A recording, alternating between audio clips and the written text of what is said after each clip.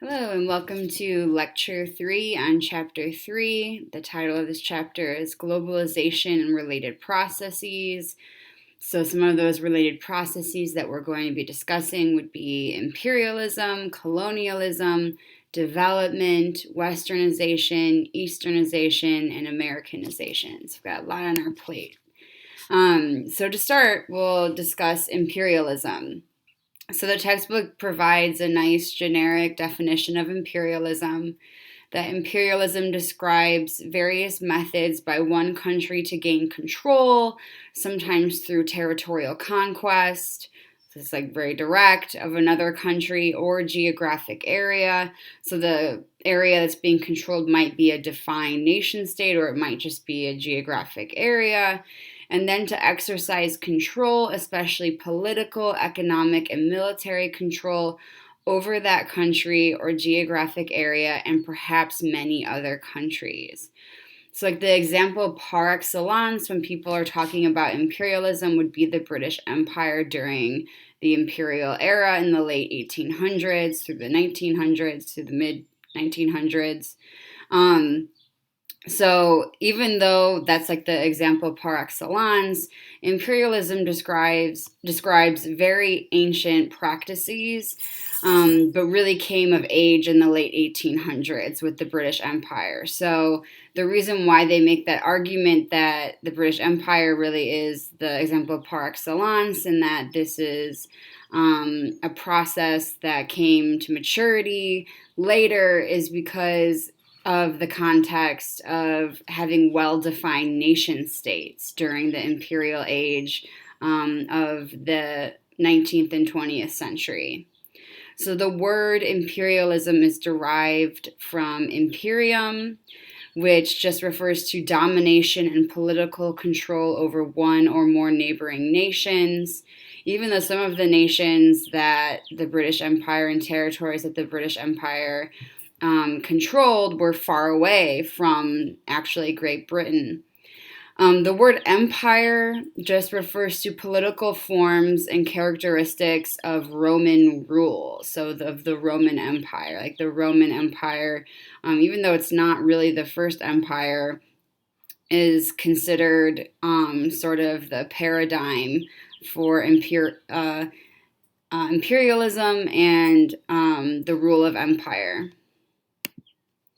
So there are some critiques of imperialism, some coming from the Marxist tradition. So Lenin, following Marx, saw imperialism as evidence of the decay and rottenness of capitalism. However, Lenin would become the leader of what would become the Soviet Union, which was an imperial power, sort of ironically. A later critique of imperialism comes from Hart and Negri, who think empire is this like concept, this loosely defined concept that has replaced imperialism due to the decline of the importance of nation states. And today, we are all under the rule of empire, which is this de-centered imperialism. It might be a collection of unrestrained capitalism, consumerism, the fact that everything is commodified, but there's no like single emperor or even single bureaucracy that is the center of this power system. And we'll talk more about Hart and Negri's ideas about empire in the next lecture. And then David Harvey, following another sort of Marxist critique, is concerned about capitalist imperialism, which you see especially during the Cold War. And this would combine political and economic interests in situations such as the U.S. getting involved in the Vietnam War because during the Cold War, the U.S. saw itself as like the guardian of capitalism and needing to preserve the globe from communist rule. So the United States got involved in sort of these, what you can consider imperialist wars on behalf of capitalism throughout the globe. They did in Cambodia too. So to me, to make a distinction between colonialism and imperialism, So imperialism involves control without the creation of colonies necessarily. Imperialism is a broader concept. Colonialism involves settlers as well as much more formal mechanisms of control. For example, specifically under colonialism, you have the colonizing power putting in place some sort of administrative apparatus or some sort of government agency that is controlled by the colonizer to run the colony's internal affairs directly. It's like direct rule. And it also involves the implanting of settlements and settlers within the colonized territory. Imperialism is more about economic control and exploitation, while colonialism is more about political control and a more totalizing control. You see a reaction against colonialism in the 20th century as former colonies sought their independence and became independent nation states. Like India, for example, was once under British rule and now is an independent nation. However, many people argue today you still have neo-colonialism, where instead of having like a direct administrative apparatus controlling the colony and having these settlements, the control of the colonizer grew more indirect and subtle. For example, that the colonizer still runs cultural and educational institutions. So it's still the case a lot in India that prestigious schools and educational institutions are highly westernized and controlled by families that were in alignment with British rule, for example. And under neo-colonialism, there's more focus on economic control and exploitation rather than this political dimension. Post-colonialism refers to the era of once colonized areas after the colonizing power has departed. So after decolonization, these former colonies are in a post-colonial situation where there's usually very much a crisis over national identity. Because part of the narrative of colonialism is the colonizer portrays the colonized areas as backwards, uncivilized, natives that are lucky to have the colonizer come and civilize them and give them the superior culture and superior political rule. And so under eras of post-colonialism, there's this crisis of how do you construct like a new national identity from scratch, especially after decades, if not centuries, of propaganda that's been putting down Native identity. One of the most famous post-colonial theorists and works of post-colonial theory is Edward Said's Orientalism. And in it, he even analyzes literary texts as propaganda supporting control over the natives who are uncivilized and barbaric and in need of control. Some criticisms of post-colonial theory are that it's mainly Western intellectuals who engage in post-colonial theory, either people from the West, going or staying in the West, but analyzing post-colonial structures and identity in former colonies, or people from the colonies having been educated in elite, westernized educational institutions, engaging in post-colonial theory on behalf of the so-called natives.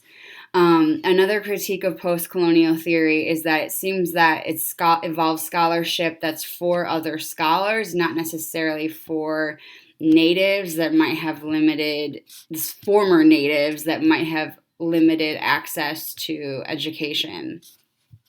Also, it seems to not be about direct political action, but more just dissecting how colonialism worked and how this colonial narrative of cultural superiority and inferiority was structured without really giving much advice or providing a pathway for how to react or recover from this really destructive force. Another concept we need to talk about is development. And this is the historical age that preceded the global age. So we're talking about the 1940s to 1970s. It's the project that predated globalization. And it was primarily concerned with the economic development of specific nations, usually those that were not regarded as sufficiently economically developed. It started off as a project in the aftermath of the devastation of World War II to sort of rebuild economies and rebuild industry, or just build industry in areas that formerly did not have it. And it was also to help weak nations in the Cold War stand up against communism and stay or become capitalist. Many people point out that it seemed to be an elitist project, with the nation states of the North taking responsibility for the nation states of the South on the North's own terms. So the North is this model as this capitalist, westernized model that's sort of exported everywhere. And we'll talk about this more specifically. But the United States, for example, exported this political ideology called neoliberalism, where for developing nations to be able to receive aid from the North and from wealthier countries, those nations, often referred to as the third world, had to take on characteristics or take on certain features politically and economically that the North wanted, such as unrestrained capitalism, privatization of everything that could possibly be privatized, limited government, limited spending on welfare and safety nets, and domestic spending, so on and so forth. Dependency theory looks at more to the decline in the independence of nation states of the South and increasing dependence on the North. How the South with development, became more and more dependent on the North economically. And dependency theory asserts that underdevelopment of so-called third world or so-called second world countries is intentional and built into the development project, as well as global capitalism, that it actually brings greater impoverishment.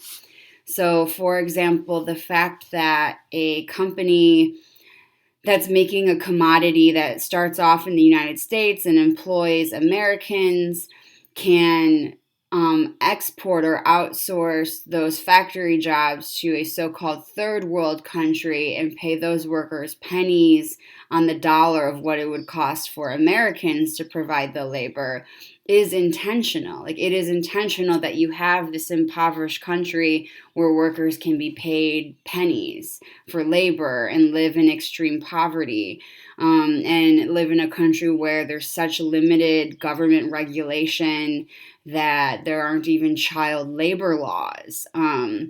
That's an intentional part of development, and that it does bring greater impoverishment.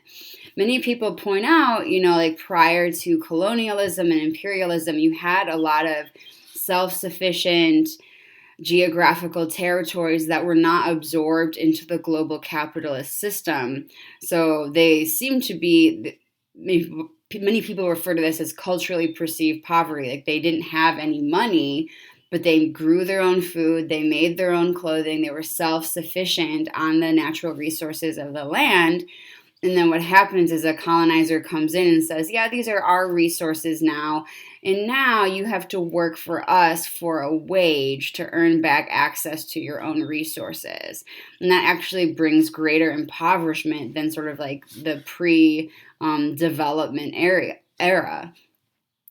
Many people point out that the present of less developed countries resembles the past of more developed ones. So anyone that's read like a Charles Dickens novel knows that early capitalism and early industry, even in what is so-called the first world today, was brutal. Working in a factory for 14 hours a day, doing dangerous work where people were regularly injured, you never had time off, there weren't child labor laws. There weren't any safety measures. It was a very brutal environment being a worker under early capitalism, even in the West. And that's basically what it looks like in the so-called third world today. You have children and women, and disproportionately women and children, but also men working unbelievable hours under extremely poor conditions for as much time as they're physically able, for as minimal pay as possible. And that kind of resembles what it looked like, in the West in earlier stages of capitalism, before workers before workers organized and formed unions and used collective bargaining to improve their conditions and their pay. So underdevelopment is, under dependency theory, seen as a product of the capitalist system. So the solutions that are offered involve decreasing dependence on the global capitalist economy and going back to being more self-sustaining and independent economically. Now on to Westernization. So Westernization is a broader term that includes both Europeanization and Americanization. And it's tied closely to notions of earlier periods of Western imperialism and colonialism. So many people see Westernization as just an extension of the imperialist and colonial projects of the West in the previous centuries. Political democracy is associated with the West and sometimes seen as a form of Westernization, especially secular democracy, even though the United States is highly religious. Certain technologies that were invented in the West that have become ever present or ubiquitous throughout the world. Languages such as English, but also Spanish and French. Consumerism, which we'll talk more about. Food, homogenization, but also heterogenization involves how there is like this trend towards Westernization, but there's also local reactions against it and reassertions of national identity. And this we'll talk about in much more detail later in the course. But many try to make the argument that feminism, or the political, economic, and social equality of the sexes and movement towards that, is an export of the West. I taught a global feminisms class, and I usually defended the claim that that's really problematic, and that there are, throughout all over the world, independent movements fighting for gender equality, that are indigenous to different parts of the world, that are not directly linked to Western ideas about gender equality. Easternization is a counterflow, where in the West, in Europe and the United States, you see cultural influence from Eastern parts of the world. So food, like you can get Thai food everywhere, Chinese food, Indian food, so on. The popularity of yoga is a specific example. The popularity of Zen Buddhism and Zen philosophy. Vegetarianism in many contexts is associated with the East. You have Eastern manufacturers themselves like Nissan and Sony, but also Eastern styles of manufacturing, or styles of manufacturing that were innovated in the East, such as just-in-time delivery versus just-in-case system delivery. And especially in psychology and psychotherapy today, all of the evidence-based practices such as dialectical behavior therapy, cognitive behavior therapy, are all built on Buddhist philosophy, especially the emphasis on mindfulness and living in the present, and So yeah, there's also these counterflows. I think another example would be the popularity of martial arts in the West as well. Americanization refers to the import by non-Americans of products, images, technologies, practices, and behavior that are closely associated with America and Americans. It's problematic that the textbook reinforces this, but it's sort of offensive to South America and Central America to just conflate the word America with particularly the United States, which is usually what is happening when we're talking about Americanization. But as the word is used, that's typically how it's operating. Some specific other terms that you find associated with this so-called Americanization or influence of the United States is Coca-Colanization, McDonaldization, Disneyization, Walmartization, Starbucksization. All of these are basically different ways of analyzing the phenomenon of consumerism. And it seems that the United States has exported a highly consumerist culture where virtually every aspect of human life is commodified and turned into a commodity. In the 20th century, American film and music was extremely popular globally for those that could access it. And the textbook points out specifically the trend of African Americanization, which would be features of more specifically African American culture that have been exported everywhere, such as the influence of jazz, hip hop, rap, basketball, so on and so forth. Americanization without America. So many people argue that these features of consumerism and stuff you can have and look at as phenomenon that aren't necessarily American, even though they originate in the United States. So a nation can be Americanized by the spread of increasingly universal consumer capitalism without necessarily being affected by America per se. So while consumer capitalism was invented in America, it has not taken on forms that are devoid of or in the process of losing their American influence. So again, many of these features, they seem to originate in the United States, but there's nothing necessarily American about them. More detail on the Americanization of consumer culture would be the export of a service ethic, a particular service ethic, the chain store, big brand goods, and corporate advertising. In deeper and more basic realms, the most important impact of Americanization is felt. Therefore, opposition is more difficult for many people. However, many think that American supremacy is actually in decline, and this decline might be connected to the decline of the nation state more generally in the age of globalization or in the global age. So, in reaction to this Americanization, you have forms of anti-Americanization.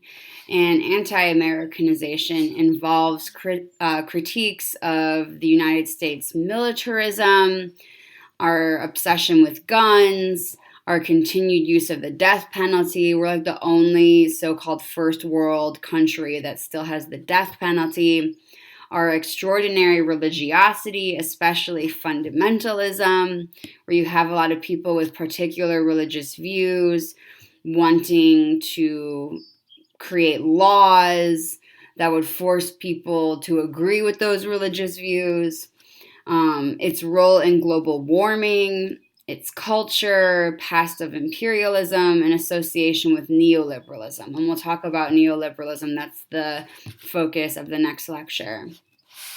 Anti-Americanism is not homogenous. So the textbook says one person's just criticism of the United States is another person's anti-Americanism.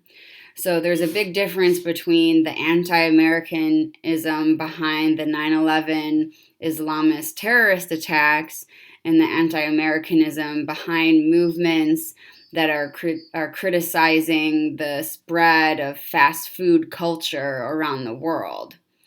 So one way of defining anti-Americanism might be this more hostile thing, a predisposition to hostility towards the United States and American society, rather than just these criticisms of consumerism more generally. Anti-Americanism can be psychological and religious. It could be a conflict of religious ideology, as we see with Islamist terrorism. It can be historical, where there's resentment against sort of the United States intervening in the political dimensions of different territories in problematic ways.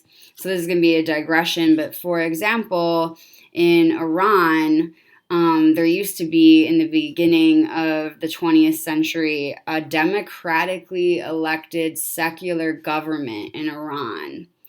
And what happened was that democratically elected secular government wanted to socialize the fossil fuel that was found there. And the United States found that was against their best interests, especially the interests of elites. So the United States went into Iran and deposed the democratically elected government and replaced it with the Shah, who was a brutal dictator in Iran. And he ruled for several decades, and it was a very brutal time. So the people of Iran were not very happy that the United States came in and planted a dictator, a brutal dictator in their country. And what ended up happening is in 1979, in reaction to this rule of this brutal dictator, people became more religious in a fundamentalist way. And you have the Iranian Revolution of 1979, which took down the Shah and replaced it with an Islamist government. So arguably, if we hadn't done that, we wouldn't be dealing with a very conservative, fundamentalist Islamist government in Iran. We'd be dealing with another secular, democratic country. Anti-Americanization can also be political and economic. That's sort of, I blended that with this narrative, and cultural too, just sort of resentment against what's seen as problematic in a given culture, such as, dependence on fast food and sort of the bad health effects that could have in a region. There might be some resentment against the United States for that impact, for example. A lot of anti-Americanism focuses on the danger and the catastrophe of consumerism. Comparisons with globalization. So globalization continues, yet some of these processes have all but disappeared. For example, colonialism outright and development, and others are past their prime and in decline. For example, arguably Westernization and Americanization. Unlike many of these processes, globalization is multi-directional, decentered, and involving more subtle control and exploitation. So many people refer to our era as a post-imperial, post-colonial, post-development, post-Easternization, post-Americanization era. So now on to the review questions. Define imperialism and colonialism, explaining the difference between the two processes. What is neocolonialism? Explain post-colonialism, and 2 criticisms of post-colonial theory. So you could go back into the PowerPoint and find some neat definitions to use. So the definition provided for imperialism is that it describes methods of one country to gain control, sometimes through territorial conquest of another country or geographic area, and then to exercise control, especially political, economic, and military control. Whereas colonialism is more specific. Imperialism is broader between the 2 concepts. So colonialism involves more formal mechanisms of control, such as an administrative apparatus to run the colony's internal affairs and the implanting of settlements. Those are very specific things. Neocolonialism is how the control grew more indirect and subtle, for example, through cultural and educational institutions, and focused on economic control and exploitation. Post-colonialism is the era of once colonized areas after the colonizing power has departed. And some criticisms of post-colonial theory is that it involves mainly Western intellectuals engaging in post-colonial theory. The scholarship produced is often for other scholars rather than so-called natives or people or the people that occupy a post-colonial space, and it's not about direct political action. Define and provide examples of Westernization, Easternization, Americanization, and anti-Americanization. How is globalization not reducible to these processes? So, Westernization involves both Europeanization and Americanization, or the global influence of the West and including the United States. So, one example would be many people think that secular democracy is a form of Westernization, or the common use of English as a global language would be another example. Easternization is the influence of Eastern cultures on the West. So some examples might be like martial arts, food, so on and so forth. Americanization can refer to sometimes just broadly consumerism. One example is given McDonaldization, which is sort of the rise in popularity of fast food and fast food chains coming up everywhere. Anti-Americanization is often more specifically a reaction against consumerism. And how is globalization not reducible to these processes? So globalization seems to be moving forward, and there seems to be increasing interconnectivity among the world, in spite of the fact that many of these processes are in decline.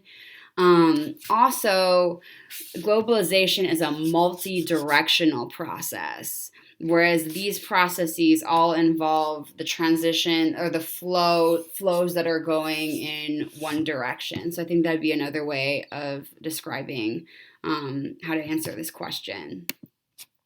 So now on to the discussion questions. How is globalization more than Westernization? Are the processes of Westernization and Easternization comparable in terms of scope and magnitude? And what evidence is there to suggest we are living in a post-American age?